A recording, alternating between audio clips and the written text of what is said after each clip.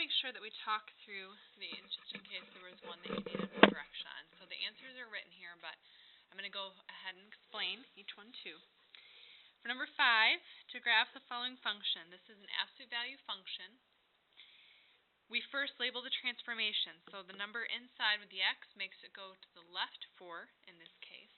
And if you're still a little confused on why it goes to the left and not to the right, remember the general form is y equals a times x minus h in the absolute value bars plus k. This is always x minus h. The h value is what moves it left and right. So technically this x plus 4 we could write as x minus a negative 4. In order to get that plus, you'd have to have two negatives there. So technically, you can't even see that. Sorry. Technically, that has to be a negative 4, and technically that is what moves it to the left 4. So you are moving to the left because it's negative. But not because there's a negative there, but because your h is negative. So we go to left 4, down 2. The k value moves it down 2. Then we draw brackets around the y and the x. We make a small table of values, -1, 0, and 1. When we plug in -1, the absolute value of -1 is 1. 1 times -3 is -3. When you plug in 0, you get 0. When you plug in 1, the absolute value of 1 is 1. 1 times -3 is -3. Then we plot those 3 points. Those are those x's there. And then you have to take each of these points that you plotted and move them to the left 4 and down 2. So we go left 4, down 2, left 4, down 2, left 4, down 2.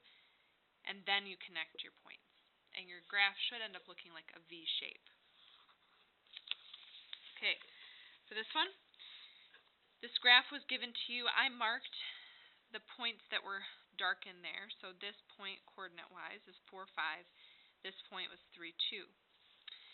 Because I know that I need to use my vertex, my HK, which is my vertex, and then some other point on the graph is my xy, and I use the general form for an absolute value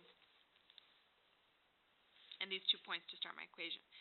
So I have 4 numbers to plug in, and the only thing I don't have something to plug in for is the a. So we use these 4 values to find the a. Plug in 2 for y, 3 for x, 4 for h, 5 for k. Then I do what's in parentheses first. That's what these absolute value bars act like.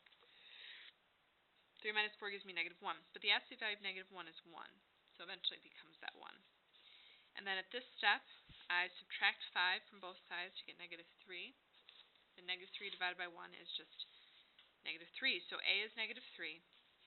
Your final step, though, is to write the final equation. Your final equation is the a value plugged in to this original form and your vertex, your hk. The x and the y stay because it could be any x and y, and we need those to stay to represent every x and y on the actual graph. Okay, number 7. This is what your graph should look like. So I went down to when I graphed this one, I went down 2, and then my slope was up 3 over 4. So I went up 3 over 4 this way, down 3 over to the left 4, because it's the same line, and graphed in my line. And my line originally was, sketched all the way across. And then I had to go to my cutoff value of -3, so you go to where x is -3. I followed it down to where I had my line. I put a solid dot because of the equal to bar. And then I kept the part of the line where x values are less than -3. So that's to the left. I'm going to keep the left part of the line. Then I do my next equation. So my y-intercept is 3. I'm going to go down 1 over 3. I went up 1 to the left 3. And then drew my line. Now I have 2 cutoffs for that one. My cutoff at -3 and my cutoff at 1.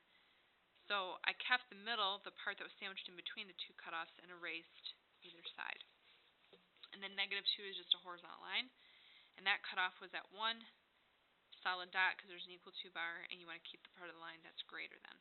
Remember that you can always visually check and make sure that it passes the vertical line test when you're finished. Okay, and then for number 8, those should be your 3 equations. When I went to go do this problem, I could see that it connected with the y-axis here. That's my y-intercept. And then my slope was up 2 over 1 to get from this point to this point.